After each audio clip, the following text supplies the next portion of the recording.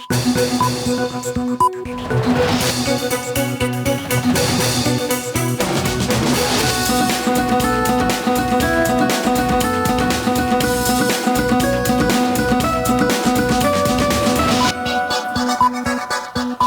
আজকের সংবাদে আপনাদের সঙ্গে আছি আমি মৌমিতা জান্নাত।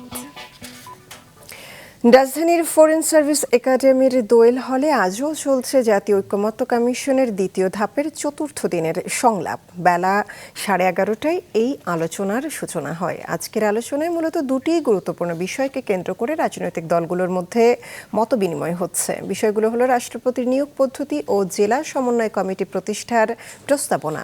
এর আগে গতকালের সংলাপে নারীদের রাজনৈতিক প্রতিনিধিত্ব ও আসন নিয়ে আলোচনা হয়। এছাড়া আলোচনা হয়েছে দ্বিকক্ষ বিশিষ্ট সংসদ গঠনের প্রস্তাব এবং প্রধান বিচারপতি নিয়োগের পদ্ধতি নিয়েও। বিএনপি, জামায়াত ইসলামী, এনসিপি সহ বিভিন্ন রাজনৈতিক দলের প্রতিনিধিরা অংশ নিয়েছেন বৈঠকে। গতকালের পর্যবেক্ষিত বিষয় থেকে আমরা আলোচনাটা শুরু করব, সেটা হচ্ছে রাষ্ট্রপতির নির্বাচন প্রক্রিয়া। সামগ্রিকভাবে অন্যান্য দলগুলো খানিকটা অবহিত, ফলে যতদূর সম্ভব বিষয়ের দিকে থাকলে আমাদের জন্য এই তিনটি বিষয় এবং আজকে চারটি বিষয় মানে অন্তত পক্ষে আলোচনার একটা বড় ধরনের অগ্রগতি অর্জন করা সম্ভব হবে আমি আশা করছি।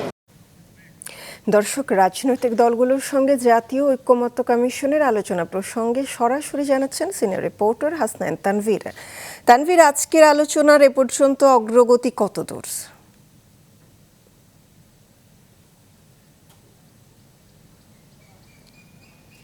মৌমিতা, এখন থেকে আধ ঘন্টা আগে জাতীয় ঐকমত্য কমিশনের সাথে রাজনৈতিক দলগুলোর যে ধারাবাহিক সংলাপ, সেই আজকের সংলাপটি কিন্তু শুরু হয়েছে। সেই সংলাপটি চলছে, হয়তো মধ্যাহ্ন বিরতিতে আমরা সেই অগ্রগতি কতটুকু হয়েছে সেই খবরটি দিতে পারবো।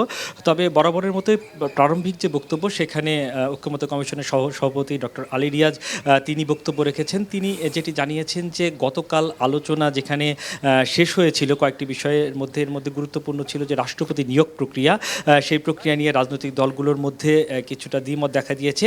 সেই বিষয়টি নিয়েই কিন্তু আজকের আলোচনাটি শুরু করবেন এবং সেটি নিয়েই রাজনৈতিক দলগুলো মতামত দিবেন। গতকাল আমরা দেখেছি বিএনপি সহ কয়েকটি দল এই রাষ্ট্রপতি নিয়োগ প্রক্রিয়ায় কমিশন যে সুপারিশ করেছে যে স্থানীয় সরকার প্রতিনিধি, যেমন ইউনিয়ন পরিষদ থেকে ইউনিয়ন পরিষদ চেয়ারম্যান, ইউপি চেয়ারম্যানরা তারা ভোট দিয়ে প্রায় 70,000 প্রতিনিধি ভোট দিয়ে রাষ্ট্রপতি নির্বাচন করবে, এমন একটি বিধান, এমন একটি প্রস্তাবনা করেছে কমিশন। সেই প্রস্তাবনার উপরেই আলোচনা হয়েছে। তবে বিএনপি গতকাল এই প্রস্তাবনাটি প্রত্যাখ্যান করেছে এবং তারা যেটি বলছেন যে বিদ্যমান পদ্ধতিতেই রাষ্ট্রপতি নির্বাচন করা যেতে পারে এবং অন্যান্য দলগুলোও কিন্তু আবার তাদের মতামত দিয়েছে।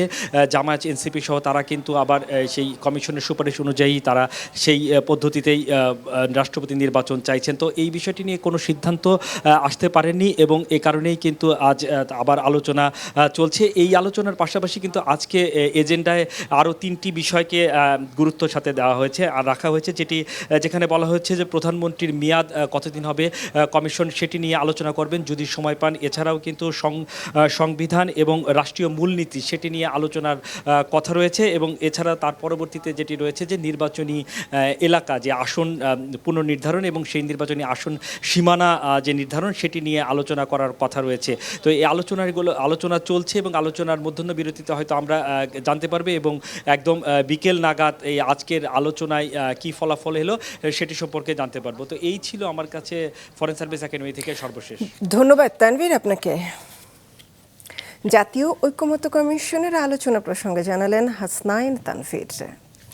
যুক্তরাষ্ট্রের ওয়াশিংটন ডিসিতে মার্কিন উপপররাষ্ট্রমন্ত্রী ক্রিস্টোফার ল্যান্ডোর সঙ্গে সাক্ষাৎ করেছেন জাতীয় নিরাপত্তা উপদেষ্টা ডক্টর খলিলুর রহমান। গতকালের এই সাক্ষাতে রোহিঙ্গা সংকট, বাংলাদেশ ও যুক্তরাষ্ট্রের মধ্যে চলমান শুল্ক আলোচনা, দক্ষিণ এশিয়ার সাম্প্রতিক পরিস্থিতি এবং বাংলাদেশের গণতান্ত্রিক রূপান্তর নিয়ে আলোচনা হয়। বৈঠকের সময় মার্কিন উপপররাষ্ট্রমন্ত্রী বাংলাদেশের গুরুত্বপূর্ণ সময়ে প্রধান উপদেষ্টা ডক্টর মোহাম্মদ ইউনূসের নেতৃত্বের প্রশংসা করেন। জাতীয় নিরাপত্তা উপদেষ্টা আলাদাভাবে যুক্তরাষ্ট্রের সহকারী বাণিজ্য প্রতিনিধি ব্রেন্ডন লিঞ্চের সঙ্গে সাক্ষাৎ এবং দুই দেশের পারস্পরিক শুল্ক সংক্রান্ত চুক্তি নিয়ে আলোচনা করেন। রাজধানীর পল্টন এলাকায় মাদক কারবারিদের ছোড়া গুলিতে ডিবি পুলিশের 2 সদস্য আহত হয়েছেন। গত রাতে এ ঘটনা ঘটে।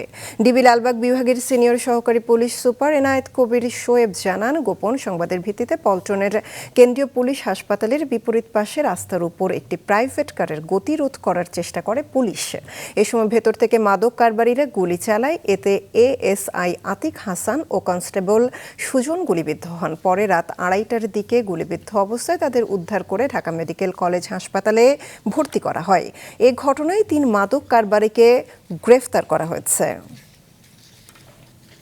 সংসদীয় আসনের সীমানা পুনর্বিন্যাস ও নির্বাচনী আচরণবিধি সংশোধন নিয়ে বৈঠকে বসেছে নির্বাচন কমিশন। সকাল 11টায় রাজধানীর আগারগাঁওয়ে নির্বাচন ভবনে সিইসির সভাকক্ষে এই বৈঠক শুরু হয়।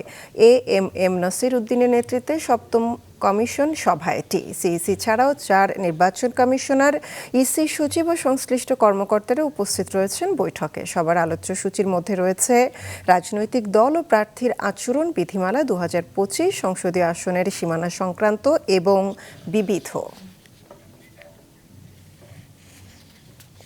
দেশের 11 জেলা ডেঙ্গুর জন্য ঝুঁকিপূর্ণ হয়ে উঠেছে। সর্বোচ্চ সংক্রমিত এলাকা বরগুনা ছাড়াও বরিশাল, পটুয়াখালী, চট্টগ্রাম, কুমিল্লা, গাজীপুর, কক্সবাজার, মাদারীপুর, পিরোজপুর ও চাঁদপুরে ছড়িয়ে পড়েছে ডেঙ্গু।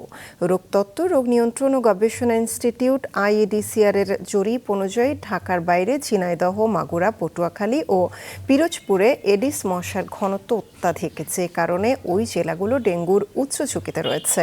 বিশেষজ্ঞদের মতে গেল বছরের চেয়ে এবার দেশে ডেঙ্গু পরিস্থিতি আরও অবনতি হওয়ার আশঙ্কা রয়েছে। সেপ্টেম্বর মাস পর্যন্ত ডেঙ্গুর মৌসুম, যার প্রাদুর্ভাব শুরু হয়েছে জানুয়ারি থেকেই। হটস্পট জেলা বরগুনায় গেল 24 ঘন্টায় 250 শয্যার হাসপাতালে ভর্তি হয়েছেন 57 জন ডেঙ্গু রোগী।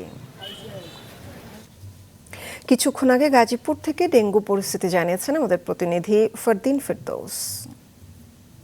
গাজীপুরে এবছর প্রায় শতাধিক রোগী ডেঙ্গু আক্রান্ত হয়ে হাসপাতালে চিকিৎসা নিয়েছেন।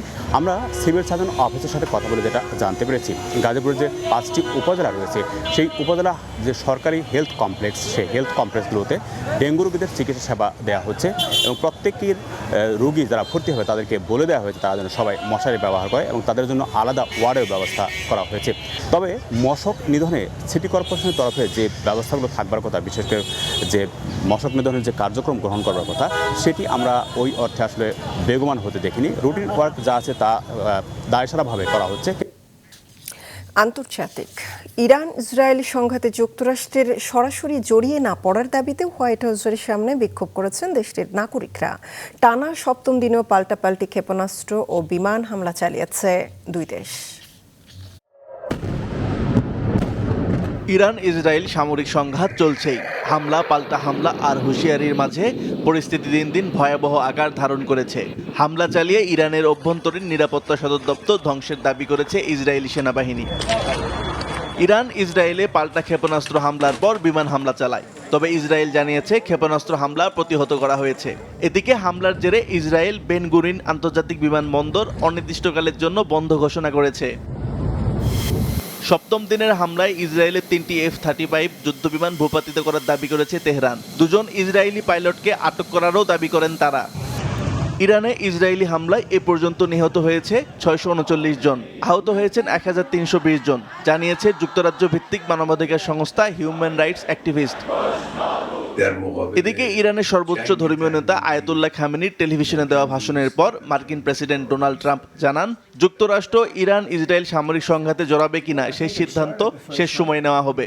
আর ইরানের ফোর্দ পারমাণবিক স্থাপনায় হামলার বিষয়ে এখনো সিদ্ধান্ত হয়নি।